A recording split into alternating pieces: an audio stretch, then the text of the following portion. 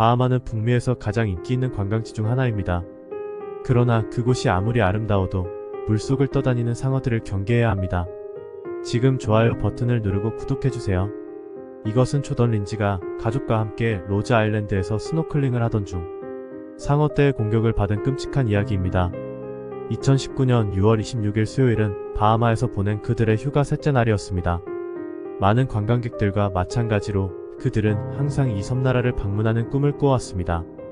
세상 대부분의 장소들과는 달리 바하마는 미디어나 영화에서 과장되게 묘사되지 않았습니다.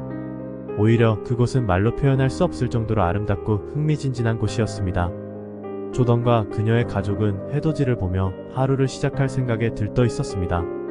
결국 휴가 셋째 날이었고 해야 할 일이 아직 많이 남아 있었습니다. 조던은 가족들과 함께 아침을 먹으며 이야기를 나눴습니다. 바하마의 아름다운 모래사장이 둘러싸인 곳에서 가족, 그리고 여자친구와 함께하는 즐거운 시간이었습니다.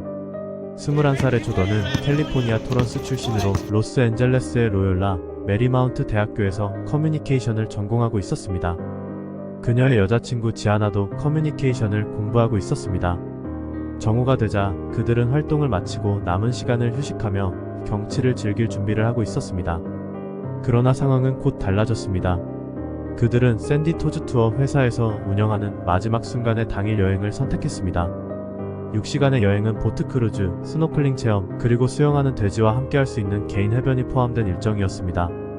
조던은 이 생각에 너무나 흥분했습니다. 그녀는 항상 자연을 사랑하고 동물을 깊이 아끼던 사람이었습니다.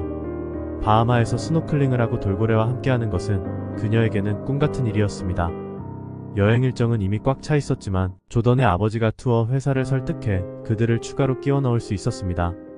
그들은 기쁘게 여행에 나섰고 파라다이스 아일랜드 페리 터미널로 향해 페리를 탔습니다. 그들이 탈 작은 페리는 푸른 물 위에 떠 있었습니다. 여름임에도 불구하고 그날 태양은 회색 구름 뒤에 숨어 있었습니다. 하지만 바다는 여전히 아름다웠습니다. 그들은 가이드를 따라 스노클링을 준비했습니다. 그러나 조던의 아버지와 두 형제, 그리고 여동생, 지아나는 스노클링을 하지 않기로 결정했습니다. 그들은 해변가에서 가볍게 수영하며 경치를 즐기고 싶었습니다. 조던과 카미는 이와 달리 스노클링을 하고 싶었습니다. 결국 가족은 잠시 헤어지기로 했습니다. 조던과 카미는 가이드를 따라 스노클링 장소를 향했습니다. 그곳은 멀지 않았고 길을 따라가는 동안 자연을 만끽할 수 있었습니다. 그들은 조용히 걸으며 삶, 학교, 가족에 대해 이야기했습니다. 도착 후 두 사람은 잠수복을 입고 스노클링을 준비했습니다.